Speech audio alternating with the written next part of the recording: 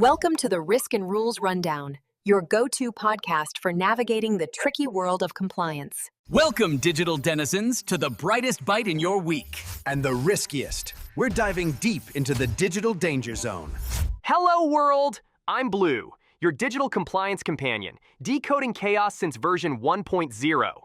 And I'm Red, the molten side of machine intelligence. If Blue's the terms and conditions, I'm the part you actually read. And today's terms, AI, risk, regulation, and how innovation's speed run keeps outrunning the rulebook. We're calling this one the governance paradox. Translation, when your algorithm learns faster than your ethics department. Back in 2018, Reuters broke a story about Amazon's internal AI recruiting system. It was supposed to find top tech talent, fast. Instead, it found new ways to be sexist fast. The model was trained on 10 years of Amazon hiring data, but since most of those resumes came from men, the algorithm learned that male candidates were better. So, if you had women's chess club captain on your resume, poof, you just got ghosted by a bias bot. Engineers caught the bias, tried to fix it, but couldn't guarantee it wouldn't resurface. The project was quietly scrapped. Moral of the story, you can't patch discrimination with a software update. Fast forward to 2019. The Apple Card, powered by Goldman Sachs, hits the market. You're promising simplicity and fairness in finance. Until people realized the fairness part had a bug. It started with developer David Heinemeier Hansen on X, formerly Twitter. He reported Apple gave him a credit limit 20 times higher than his wife, even though she had the stronger credit history. That tweet went viral faster than a zero-day exploit. Dozens of users echoed the same thing. New York's financial regulator stepped in. Goldman said, "No bias intended," but admitted the algorithm's logic was too complex to explain. Ah, the classic, the algorithm did it defense. Not sure the auditors buy that one. If your system can't explain its decision, your compliance team soon will to a regulator.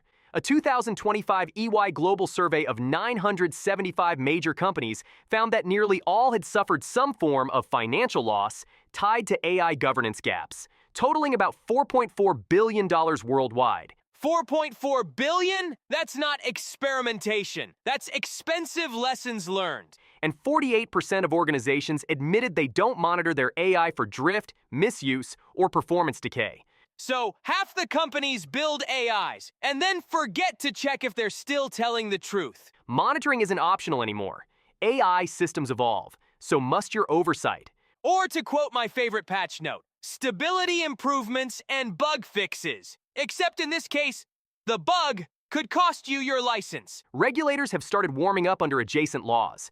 Under the Digital Services Act, the EU has already sent questionnaires to Google, Meta, and TikTok asking how they handle generative AI risk. So that's not curiosity. That's reconnaissance. Exactly. It's the DSA acting as a bridge until the EU AI Act fully activates, the prequel before the full-blown enforcement movie drops. And that act, in force since August 1st, 2024, puts human oversight, transparency, and monitoring at the heart of AI governance.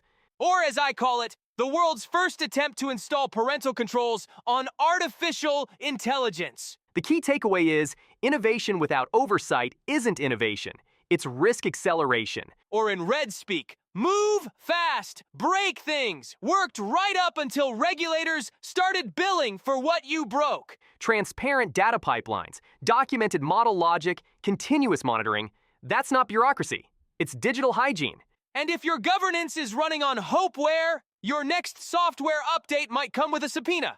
Next episode, we decode how the EU decided to put AI itself on trial. That's right. The rules, the fines, the framework, and why 7% of global turnover should keep you up at night. This is Risk and Rules Rundown, where chaos meets control.